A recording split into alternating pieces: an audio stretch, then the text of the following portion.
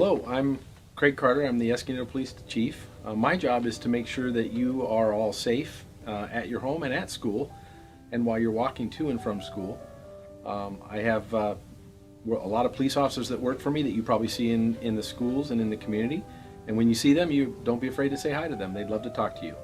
I'm going to read chapters 18 and 19 to you today, and you can find chapter 18 on page 139. Bryce and Sarah Ruth had a father. Early the next morning, when the light was gray and uncertain, Sarah Ruth was sitting up in bed coughing, and the father came home. He picked up Edward by one ear and said, "I ain't never." "It's a baby doll," said Bryce. "Don't look like no baby doll to me." Edward, hanging by one ear, was frightened. This, he was certain, was the man who crushed heads of china dolls. "Jangles," said Sarah Ruth between coughs. She held out her arms. "He's hers," said Bryce. "He belongs to her." The father dropped Edward on the bed, and Bryce picked up the rabbit and handed him to Sarah Ruth. "It don't matter anyway," said the father. "It don't make no difference, none of it." "It does so matter," said Bryce. "Don't you sass me," said the father. He raised his hand and slapped Bryce across the mouth, and then he turned and left the house. "You ain't got to worry about him," said Bryce to Edward. "He ain't nothing but a bully, and bullies he's never hardly ever around." Fortunately, the father did not come back home. Bryce went out to work, and Sarah Ruth spent the day in bed, holding Edward in her lap and playing with a box filled with buttons. "Pretty," she said to Edward as she lined up the buttons on the bed and arranged them into different patterns. Sometimes, when coughing fit was particularly bad, she squeezed Edward so tight that he was afraid he would crack in two.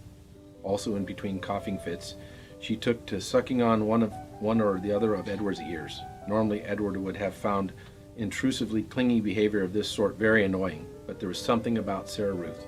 He wanted to take care of her. He wanted to protect her. He wanted to do more for her.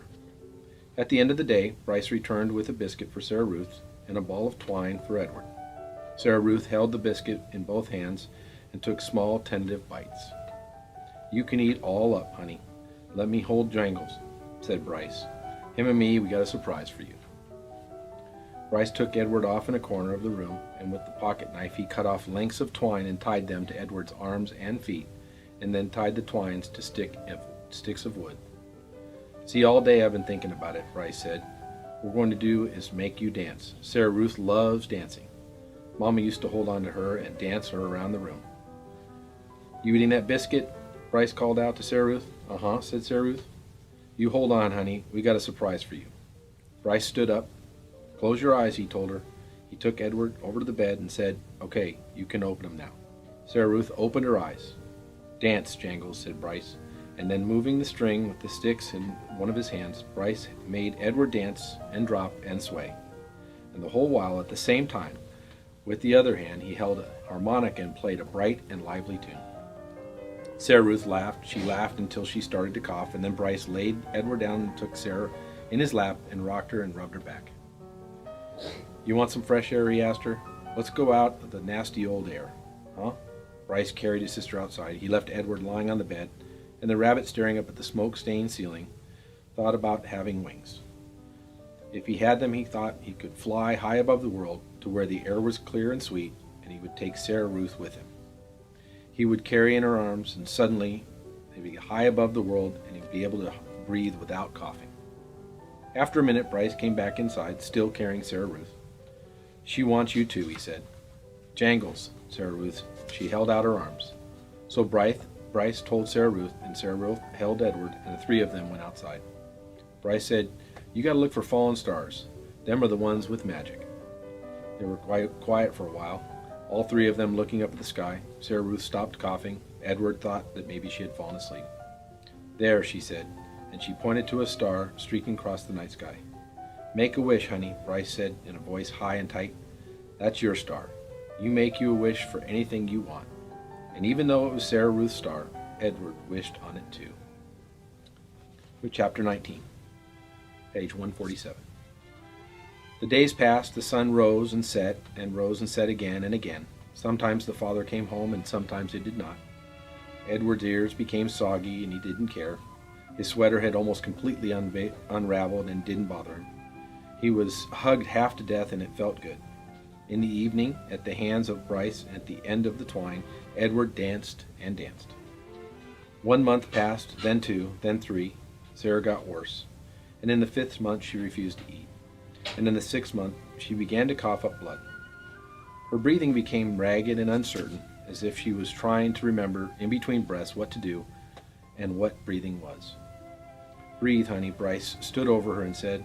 "Breathe," thought Edward from deep inside the well of her arms. "Please, please breathe." Bryce stopped leaving the house. He sat at home all day and held Sarah Ruth in his lap and rocked her back and forth and sang to her. On a bright morning in September, Sarah Ruth stopped breathing. "Oh no," said Bryce. "Oh honey, take a little breath, please." Edward had fallen off out of Sarah's arms the night before and had not asked for him again. So face down on the floor, arms over his head, Edward listened to Bryce weep.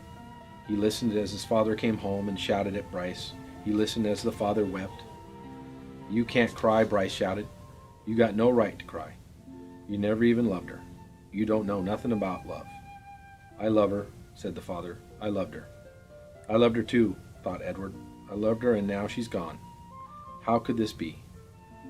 He wondered how could he live in a world without Sarah Ruth. The yelling between the father and the son continued, and then there was a terrible moment when the father insisted that Sarah Ruth belonged to him and that she was girl, his baby, and he was taking her to be buried. "She ain't yours," Bryce screamed. "You can't take her. She ain't yours." But the father was bigger and stronger, and he prevailed. He wrapped Sarah Ruth in a blanket and carried her away. The small house became very quiet. Edward could hear Bryce moving around, muttering to himself, and then finally the boy picked Edward up. "Come on, Jangles," Bryce said. "You're leaving. We're going to Memphis."